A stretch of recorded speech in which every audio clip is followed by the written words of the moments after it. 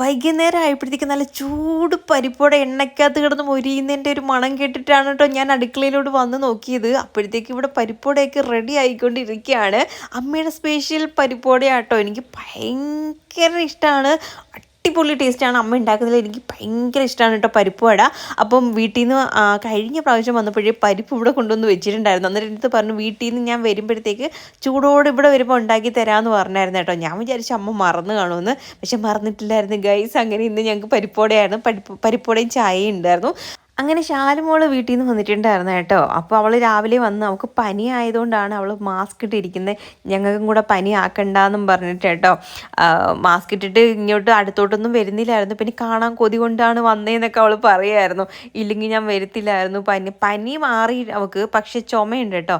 അപ്പം ചുമയ്ക്കുമ്പോഴത്തേക്ക് ബുദ്ധിമുട്ട് ഞങ്ങൾക്ക് കൂടെ ആകണ്ടെന്നും പറഞ്ഞിട്ടാണ് പിന്നെ മാസ്ക് ഇട്ടത്. അങ്ങനെ ഞങ്ങൾ നാലുപേരും കൂടി ചായയൊക്കെ കുടിച്ചു. അപ്പോൾ ഇത്രയ്ക്ക്